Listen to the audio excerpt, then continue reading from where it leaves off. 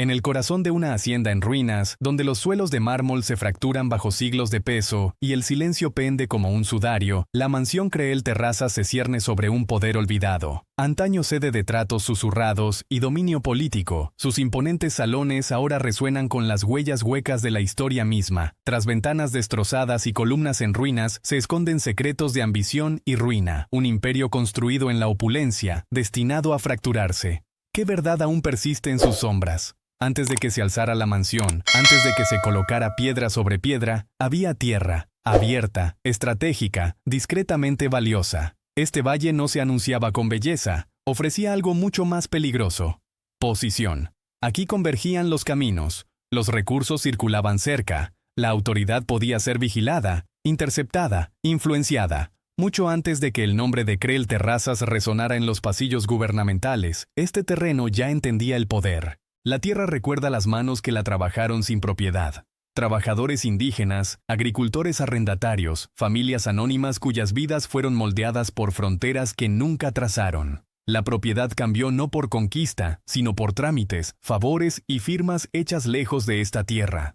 Las escrituras reemplazaron el derramamiento de sangre, y el control llegó con la máscara de la legalidad. Cuando se marcaron los primeros cimientos, no estaban destinados a albergar una vivienda.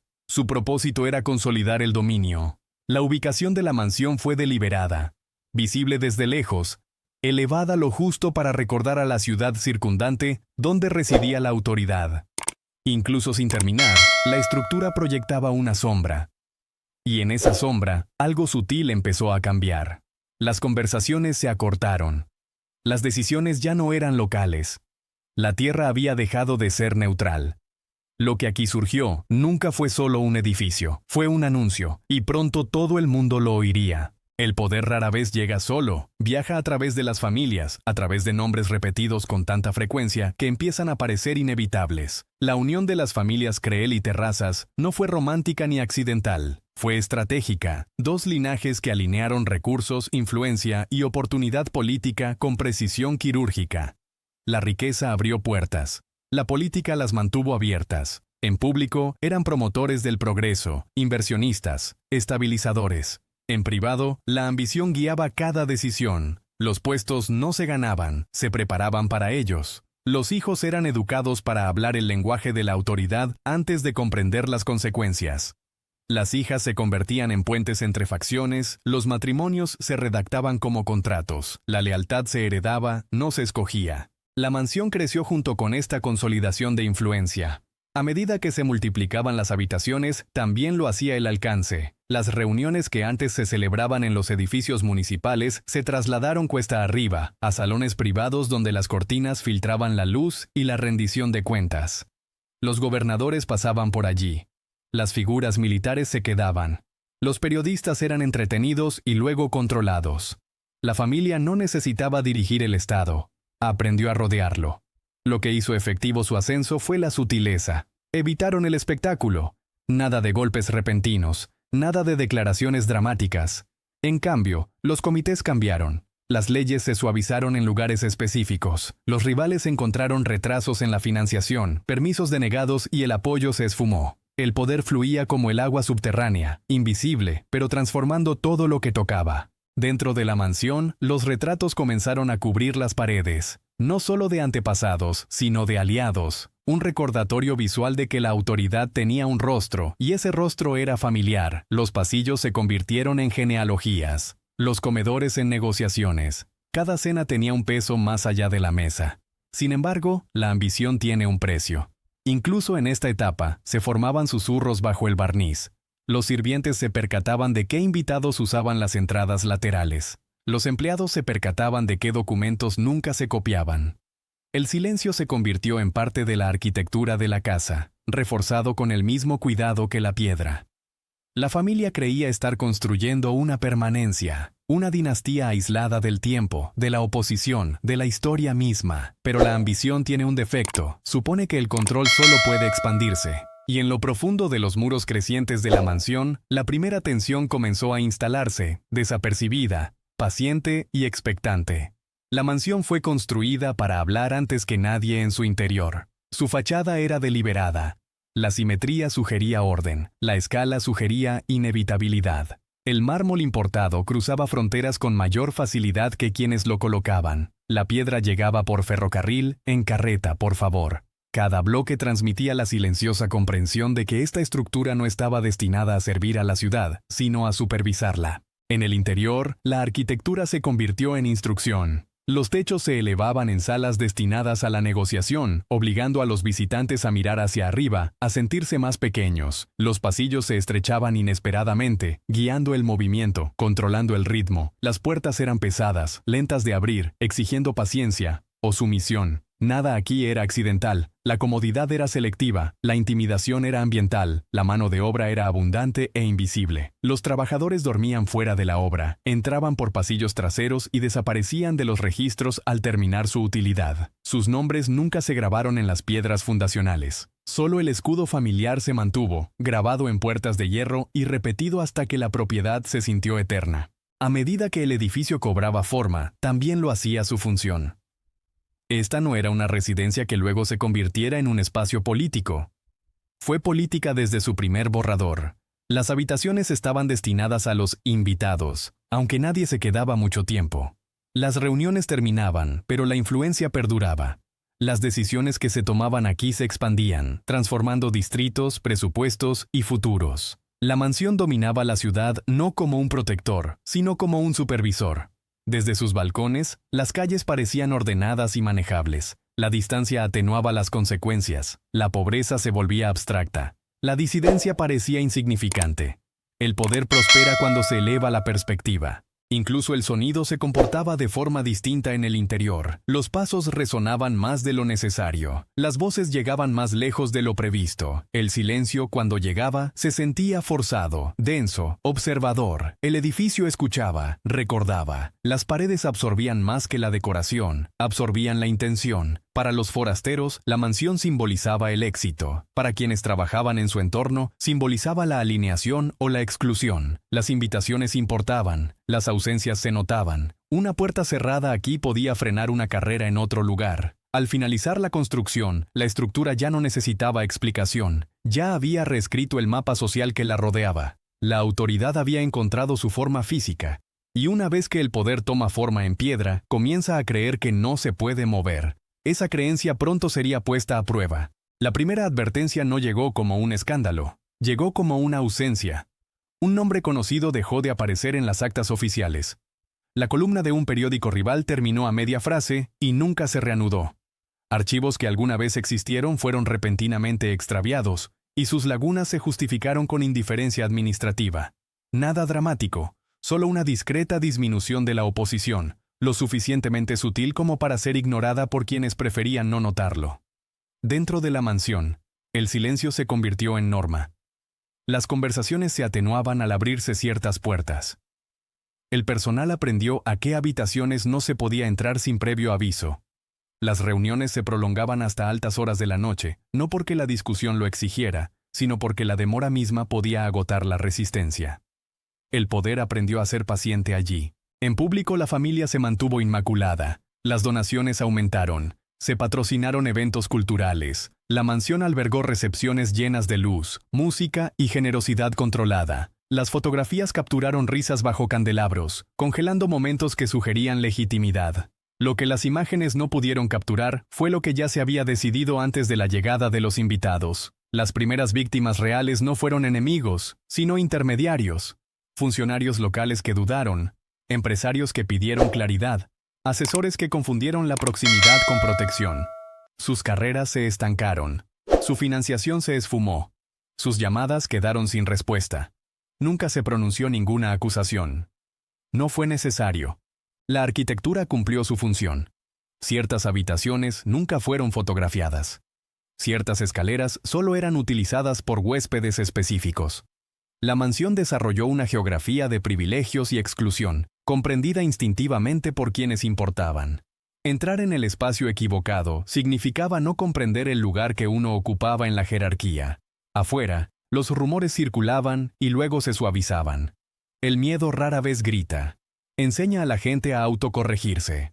Los periodistas aprendieron qué preguntas retrasaban las entrevistas indefinidamente. Los jueces aprendieron qué casos avanzaban más rápido en otros lugares. El silencio se extendió no porque fuera impuesto, sino porque fue recompensado.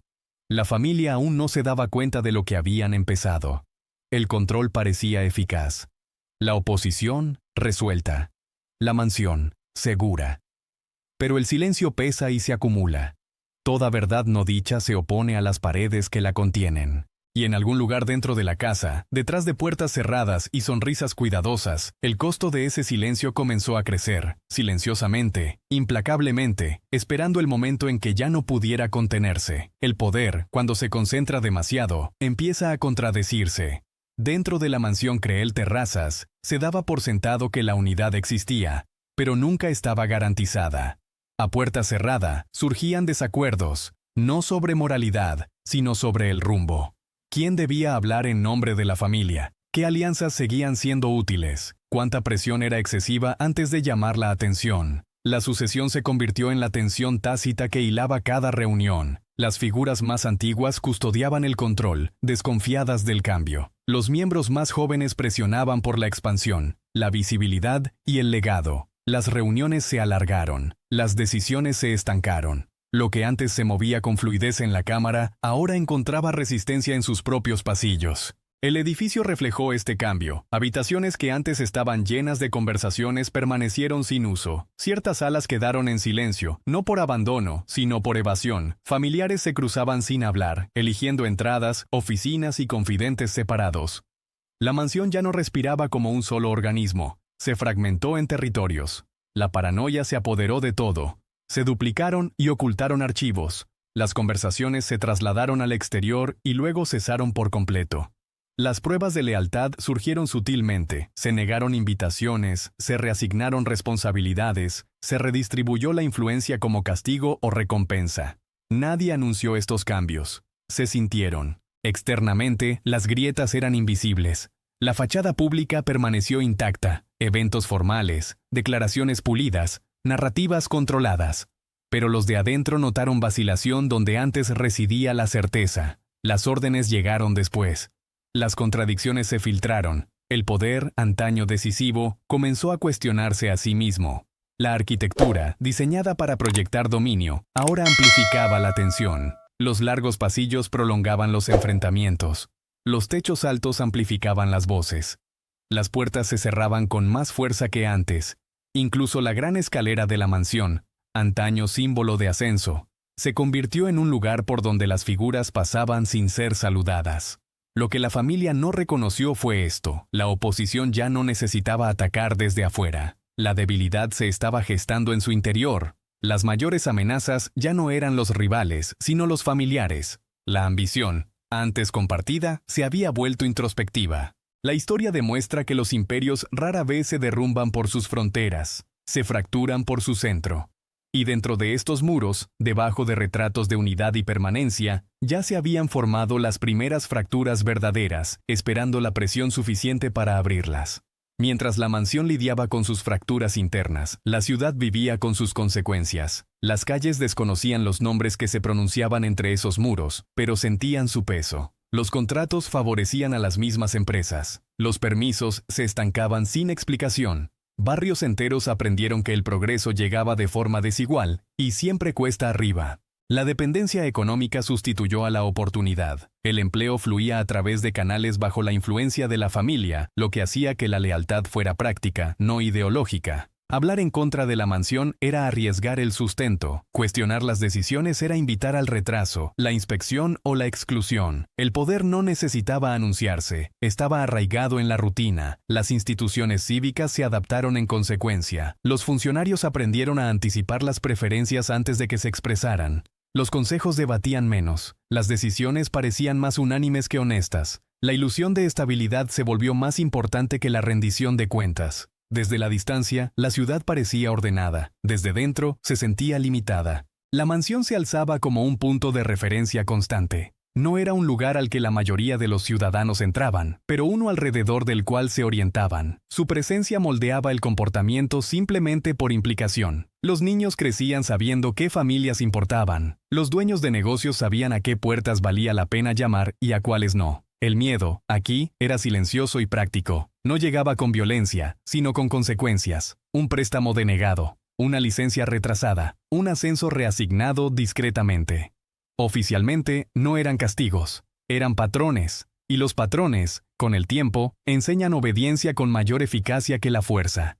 Sin embargo, el resentimiento no desaparece al ser reprimido, se instala, circula por mercados, cocinas y trastiendas. Las historias se cuentan con voz suave, pero se recuerdan con claridad. La ciudad albergaba una conciencia colectiva de que algo andaba mal, aunque ningún acontecimiento aislado pudiera servir de prueba. Antes de continuar, considere esto cuidadosamente. ¿Cree usted que el poder es más peligroso cuando gobierna abiertamente o cuando convence a la gente de autocontrolarse? Porque bajo la sombra de la mansión, una ciudad entera ya había comenzado a adaptarse a su presencia. Y la adaptación, una vez completa, puede parecer indistinguible de la aceptación. Pero la aceptación también tiene un punto de ruptura. Y en algún lugar más allá de las puertas, ese punto se estaba acercando. Las decisiones más importantes relacionadas con la mansión nunca se registraron. Se tomaban al terminar las cenas, tras la retirada del personal, tras la disolución de las reuniones oficiales en conversaciones informales con mucha más fuerza que cualquier escrito. Fue aquí donde la influencia de Creel Terrazas trascendió la ciudad, llegó a oficinas regionales, comités nacionales y pasillos ministeriales. Las figuras políticas llegaron discretamente. Los coches entraban por puertas secundarias, sin anuncios ni prensa. Estos visitantes no necesitaban presentaciones. Comprendían el valor de la discreción. En salas privadas, repletas de libros que sugerían sabiduría en lugar de escrutinio, los acuerdos se concretaron sin resistencia. Las políticas se suavizaron por aquí. La aplicación se retrasó por allá. Los futuros se negociaban con voz tranquila sobre mesas pulidas. Lo que hacía efectiva la mansión no era la coerción, sino la conveniencia. Ofrecía soluciones sin proceso. Certeza sin debate. Para los funcionarios que navegaban en climas políticos inestables, la alineación con la familia prometía aislamiento. Los problemas se resolvían más rápido al discutirse entre estas paredes. Las carreras avanzaban con menos obstáculos. La rendición de cuentas se sentía distante. La familia entendía el poder de influencia. Rastreaban las vulnerabilidades meticulosamente. Deudas de campaña, indiscreciones personales, ambiciones profesionales. Nada se usaba como arma abiertamente. En cambio, la información existía como potencial. Todos la percibían. Eso era suficiente. Esta fue la segunda transformación de la mansión. Dejó de ser un simple símbolo de dominio regional para convertirse en una extensión no oficial del propio Estado. Las leyes se aprobaban a través de su influencia antes de llegar a las cámaras públicas. Las medidas de la oposición se estancaron mucho antes del debate. El poder se movía con mayor rapidez aquí porque se enfrentaba a menos preguntas. Pero el secretismo conlleva riesgos. Cada acuerdo oculto reducía el margen de error. Cada promesa no registrada dependía de que el silencio se mantuviera indefinidamente. Y el silencio, como la familia pronto aprendería, es frágil. Afuera, los vientos políticos comenzaron a cambiar. Afloró el lenguaje reformista. Las investigaciones cobraron impulso en otras partes del país. La misma discreción que una vez protegió la mansión ahora la hacía vulnerable. No existían registros que la defendieran, solo patrones que otros habían comenzado a notar. Por primera vez, los acuerdos hechos a oscuras empezaron a dejar sombras. Y las sombras, una vez vistas, invitan al escrutinio. La mansión aún se creía intocable. Pero la historia ya estaba ajustando su enfoque, dirigiendo lentamente la mirada hacia arriba, hacia el lugar donde se habían tomado demasiadas decisiones sin testigos. El momento en que el poder empieza a fallar rara vez se anuncia. Se revela a través del exceso, mediante la creencia de que la influencia ya no requiere moderación. Para la familia Creel Terrazas, ese momento llegó silenciosamente, disfrazado de confianza. Años de éxito descontrolado habían desdibujado la línea entre influencia e inmunidad. Se desestimaron las advertencias, se subestimaron los cambios en la opinión pública. La mansión ya había resistido el escrutinio. Volvería a sobrevivir, o eso creían, pero el panorama político más allá de las puertas estaba cambiando. Surgieron nuevas figuras sin vínculos históricos con la familia. El lenguaje se endureció, La transparencia se puso de moda. Lo que antes se consideraba pragmatismo se replanteó como corrupción. Las mismas redes que habían asegurado la estabilidad ahora atraían la atención simplemente por existir. Dentro de la mansión, las reacciones fueron diversas. Algunos instaron a la cautela, distancia, retirada, retirada controlada. Otros insistieron, convencidos de que redoblar esfuerzos les recordaría a todos dónde aún residía el poder. La presión aumentó. Se hicieron más llamadas. Se pidieron favores con demasiada franqueza, con demasiada urgencia. La influencia, antes sutil, empezó a mostrarse tensa. Este fue el primer error irreversible. Una sola intervención, destinada a redirigir discretamente una investigación, llegó más lejos de lo previsto. Demasiadas personas se dieron cuenta. Los documentos se intercambiaron. Las conversaciones se repitieron fuera de los círculos de confianza. Lo que antes se resolvía a puerta cerrada, ahora dejaba rastro. Externamente, la resistencia percibió una oportunidad. Los periodistas intercambiaron impresiones, los oponentes políticos se coordinaron, los grupos civiles encontraron un lenguaje para las quejas que habían sentido durante mucho tiempo, pero que nunca se habían unido. El nombre de la mansión surgió con más frecuencia, ya no susurrado, sino cuestionado. La familia respondió como siempre, con control. Se emitieron comunicados, se activaron las relaciones, se alentó el silencio, pero la maquinaria dudó. Los aliados demoraron las respuestas, las llamadas quedaron sin respuesta, la protección se debilitó, el poder no se derrumba de golpe, se debilita. Y al hacerlo, quienes dependían de ella comenzaron a alejarse, no por valentía, sino por supervivencia. La mansión se había extralimitado, asumiendo que la lealtad era permanente. Se trataba de aprender la diferencia entre el miedo y la fe. Porque una vez que el poder revela sus límites, la historia avanza rápidamente. Y la mansión, todavía en pie sobre la ciudad, se había hecho visible de una manera que nunca antes lo había sido. Lo que comenzó como un escrutinio localizado, no se mantuvo bajo control. Las consecuencias de las decisiones tomadas dentro de la mansión se extendieron, traspasando los límites municipales y entrando en el debate nacional. Patrones que antes se descartaban como coincidencias, ahora se agrupaban en narrativas. El nombre Creel Terrazas ya no implicaba estabilidad, invitaba al debate. Las protestas no se formaron a las puertas de la mansión, sino por toda la ciudad. Trabajadores, estudiantes y grupos civiles expresaron frustraciones acumuladas durante décadas. Sus demandas no eran abstractas. Mencionaban políticas, contratos y resultados. Cada cántico evocaba decisiones tomadas en salas que jamás esperaron ser escuchadas. La atención mediática se intensificó. Los informes relacionaban las fallas de infraestructura, el estancamiento económico y el favoritismo político con la misma causa.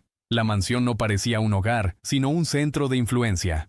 Un lugar donde la influencia se acumulaba antes de dispersarse de forma desigual. Lo que antes parecía intangible, ahora parecía rastreable. Dentro de la familia, la inquietud se convirtió en cálculo. Los equipos legales se expandieron. Las estrategias de relaciones públicas reemplazaron la influencia privada. El lenguaje pasó del control a la defensa. Cada aparición fue sopesada, cada silencio interpretado. El poder había entrado en una fase que no podía gestionar solo. Las instituciones, antes alineadas, comenzaron a distanciarse. Los funcionarios hablaban con cautela, enfatizando la independencia. Los antiguos aliados negaron la familiaridad. Los mismos mecanismos que habían sostenido el dominio ahora realizaban el abandono. La supervivencia exigía separación. La ciudad, condicionada durante mucho tiempo a adaptarse, empezó a recordar. Historias que antes se compartían en privado encontraron plataformas. Los testimonios se alinearon. La sombra se disipó lo suficiente para que la gente pudiera ver su contorno con claridad. Antes de continuar, considere lo siguiente. Cuando un lugar se vuelve lo suficientemente poderoso como para moldear vidas invisibles,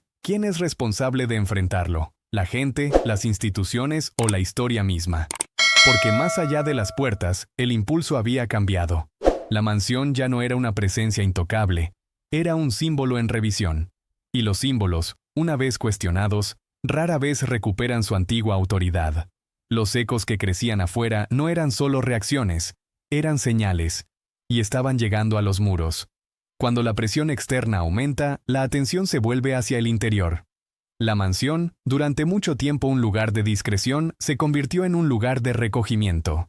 Se reabrieron las habitaciones cerradas. Se registraron los armarios que habían permanecido intactos durante años. Documentos que antes se consideraban irrelevantes de repente eran valiosos, no por lo que demostraban, sino por lo que revelaban al colocarlos junto a otros. El papel tiene memoria. Contratos, cartas, notas marginales, no olvidan la intención. En estas habitaciones, la familia se enfrentó al residuo físico de sus propias decisiones. Acuerdos escritos vagamente para evadir responsabilidades ahora parecían admisiones. La correspondencia destinada a tranquilizar a los aliados exponía la coordinación. Lo que antes parecía protegido por la oscuridad se volvió frágil bajo el contexto. Ciertos espacios tenían un peso particular. Una oficina donde se celebraban reuniones sin actas. Un estudio donde se revisaban borradores de políticas antes del debate público. Estas salas habían absorbido voces, pausas, vacilaciones.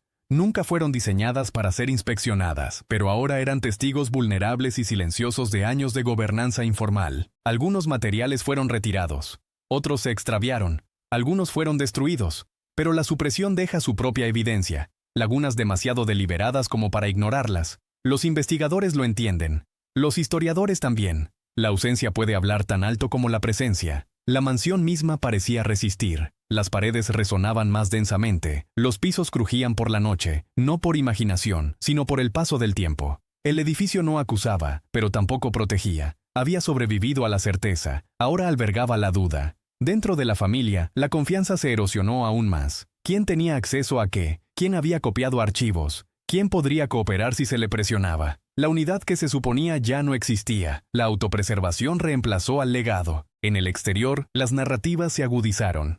Surgieron filtraciones. Se corroboraron patrones. El papel de la mansión, una vez inferido, se fue definiendo cada vez más. No todas las afirmaciones se probaron, pero suficientes coincidieron para debilitar la negación. El poder depende del control de la historia. Aquí, la historia se estaba desvaneciendo. Y a medida que las habitaciones cedieron su memoria, la familia se dio cuenta demasiado tarde de que la influencia deja artefactos. La pregunta ya no era si el pasado saldría a la superficie. Lo importante era cuánto permanecería en pie cuando así fuera. La exposición no llega como una sola revelación. Se acumula. Cada artículo, cada testimonio, cada documento recuperado añadía presión, no la suficiente para derrumbar la estructura por completo, pero sí la suficiente para hacer que permanecer allí fuera incómodo. La familia Creel Terrazas sentía este peso en todas partes, especialmente dentro de la mansión, donde el silencio ahora se sentía menos como control y más como vulnerabilidad. El escrutinio legal se intensificó. Preguntas que antes se disipaban mediante la influencia, ahora exigían respuestas. Las investigaciones se multiplicaron, superponiendo jurisdicciones que la familia no podía gestionar simultáneamente. Lo que antes era poder centralizado, ahora se enfrentaba a una rendición de cuentas descentralizada. Ninguna llamada telefónica podía resolverlo. El lenguaje público cambió. Los funcionarios dejaron de evitar el nombre de la mansión. Los analistas lo mencionaron abiertamente, con cautela al principio, luego con creciente confianza. La historia familiar se replanteó. No como liderazgo, sino como un modelo. La influencia se convirtió en interferencia, la estabilidad en estancamiento. Ya no les correspondía moldear la narrativa. Dentro de la casa, el agotamiento se apoderó de todo. Las reuniones se volvieron defensivas, circulares. Las estrategias se contradecían. Algunas impulsaban la cooperación, otras la negación. El coste de la unidad superó lo que la ambición podía justificar. Los asesores veteranos se distanciaron, presintiendo la inevitabilidad. La lealtad se debilitó bajo escrutinio. Incluso la mansión misma parecía empequeñecida. Las habitaciones que antes albergaban deliberaciones confiadas ahora transmitían tensión. Las cortinas permanecían cerradas. Las luces permanecían encendidas hasta tarde, pero iluminaban poco progreso. La casa se había vuelto reactiva. Respondía en lugar de dirigir.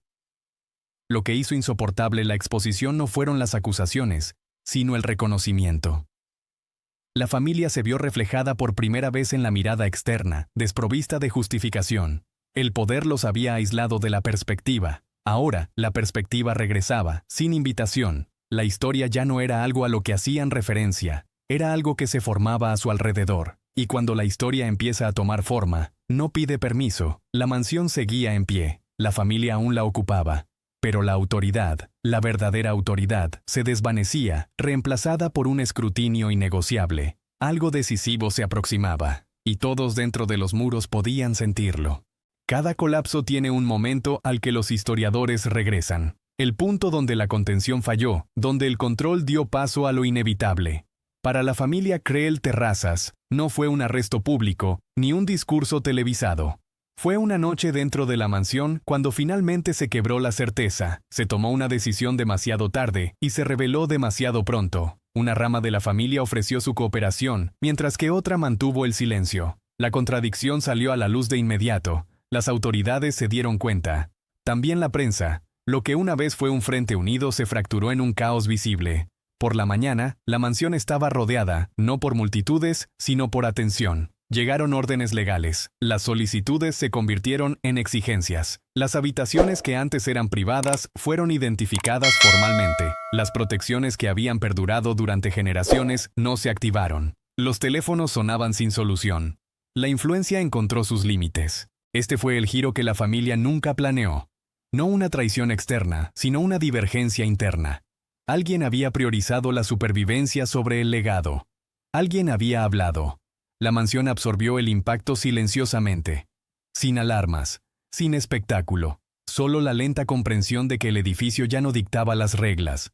Sus muros, antes amortiguadores, ahora confinaban. Desde esa noche, el poder de la familia solo existía en el recuerdo. Todo lo que siguió fue un proceso. Investigación, esclarecimiento, consecuencias. El resultado ya no estaba en duda. Y cuando el amanecer llegó a las ventanas superiores, iluminando habitaciones que habían dado forma a décadas de autoridad invisible, una verdad se volvió inevitable. La mansión había perdido su voz. Lo que quedó fue la exposición, y ahora la historia estaba escuchando. El poder no se va de golpe. Se retira de forma desigual, habitación por habitación, hasta que la ausencia se hace inconfundible. Después de esa noche, la mansión entró en una nueva fase. No un colapso, sino el abandono. Las oficinas se vaciaron primero. Los asesores dejaron de recibir visitas. Las reuniones se cancelaron sin explicación. Los pasillos que antes transmitían urgencia ahora solo contenían pasos sin destino. Ciertas habitaciones estaban selladas, no por ley, sino por su irrelevancia. Los escritorios acumulaban polvo, los calendarios se congelaban en fechas que ya no importaban. La familia aún ocupaba partes de la casa, pero ya no la habitaba como centro de influencia. La mansión se había vuelto demasiado visible para funcionar como antes. Afuera, la atención se desvió, no porque la historia terminara, sino porque su desenlace parecía inevitable. Las investigaciones continuaron metódicamente, los procedimientos reemplazaron a la especulación, el espectáculo se desvaneció, dejando paso al proceso. Lo que quedaba de la autoridad familiar se disolvió en papeleo y plazos. El deterioro se produjo de forma natural. El mantenimiento disminuyó. Los jardines crecieron desmesuradamente. Aparecieron manchas de agua donde antes las reparaciones eran inmediatas. La casa empezó a parecerse a lo que realmente era. Una estructura construida para resistir el escrutinio, que ahora comprendía que no podía resistir el tiempo. La arquitectura que antes proyectaba permanencia ahora revelaba fragilidad. El recuerdo perduraba más que la presencia. Los lugareños aún hacían referencia a la mansión para explicar decisiones pasadas, proyectos estancados y desigualdades heredadas. El edificio ya no mandaba, pero aún explicaba. Se había convertido en un punto de referencia trascendental, más que de mando. Dentro, los miembros restantes de la familia evitaban ciertos espacios. Demasiadas asociaciones, demasiados ecos. Los retratos en las paredes ya no resultaban afirmativos, sino acusadores. La historia había cambiado de perspectiva, y la casa lo reflejaba sin piedad. Antes de avanzar hacia el final, considere esto en silencio. Cuando el poder abandona un lugar, ¿este se vuelve inocente o sigue siendo responsable de lo que moldeó? Porque la mansión todavía estaba en pie, pero ya no estaba protegido por la relevancia, y lo que viene después nunca tendrá que ver con la preservación. Se trata de juicio. Los intentos finales por preservar el legado familiar fueron cautelosos, comedidos y, en última instancia, ineficaces. Las declaraciones enfatizaron la tradición, los abogados hablaron de procedimiento, los partidarios invocaron la complejidad, pero la complejidad ya no suavizaba la percepción. La narrativa se había asentado y no favorecía la ambigüedad. Los resultados legales se sucedieron lenta y deliberadamente. No todas las acusaciones resultaron en condenas. No todas las decisiones tuvieron un veredicto claro, pero el poder no requiere una condena total para ser revocado. Solo requiere la claridad suficiente para perder legitimidad. Ese umbral se había cruzado. Las instituciones que antes eran moldeadas por la familia se recalibraron, se reescribieron las políticas, los comités de supervisión se expandieron, el nuevo liderazgo se distanció del pasado, pública y repetidamente. La influencia de la mansión pasó del presente a la referencia histórica. Ya no se consultaba, solo se citaba. Físicamente, la casa seguía deteriorándose. El clima presionaba contra la piedra, que ya no se defendía con reparaciones constantes. El hierro se oxidaba, la madera se deformaba. Los símbolos incrustados en puertas y fachadas perdieron su autoridad, convirtiéndose en reliquias decorativas en lugar de declaraciones. Las visitas, cuando se les permitía, se movían de forma diferente. Hablaban en voz baja, no por respeto, sino con inquietud. La mansión se sentía pesada, no embrujada, sino agobiada. Cargaba con el residuo de decisiones que habían moldeado vidas mucho más allá de sus muros. El apellido persistió, pero despojado de su inevitabilidad. Se convirtió en objeto de estudio, no en influencia. Estudiantes, periodistas e historiadores examinaron su ascenso y caída como ejemplo aleccionador. El poder, antes normalizado, ahora parecía excesivo en retrospectiva. Este fue el verdadero colapso, no dramático ni violento, sino absoluto. La imposibilidad de regresar, la imposibilidad de una restauración silenciosa. El reconocimiento de que algunas estructuras no pueden reutilizarse sin confrontar su propósito original. La mansión permaneció en ruinas sin ser destruida, y las ruinas, por su naturaleza, invitan a una última pregunta. No se trata de cómo cayeron, pero sobre lo que nos venían advirtiendo desde el principio. La mansión permanece, no como sede del poder, sino como una pregunta sin respuesta. Sus muros aún se alzan sobre la ciudad, ahora más silenciosos, desprovistos de autoridad pero cargados de implicaciones. El tiempo ha suavizado sus bordes, pero agudizado su significado. Lo que antes controlaba los resultados ahora simplemente perdura, observado, interpretado, recordado. La historia no borró el legado de Creel Terrazas, lo reformuló. El edificio ya no representa éxito ni estabilidad, sino concentración. De influencia, de silencio, de decisiones tomadas sin consecuencias. Su arquitectura, antaño diseñada para imponer, ahora se revela a través de la decadencia. Cada grieta es una nota a pie de página.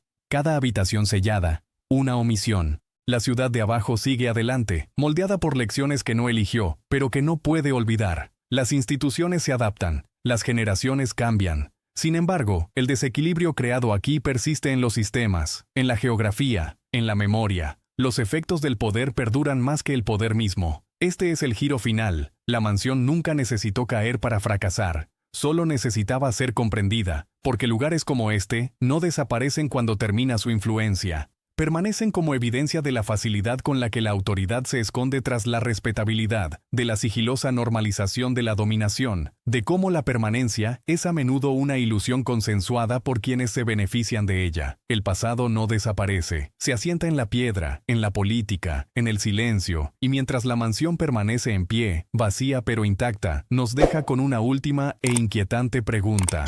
Cuando el poder construye muros para protegerse, ¿a quién se debe mantener dentro y a quién se debe mantener fuera?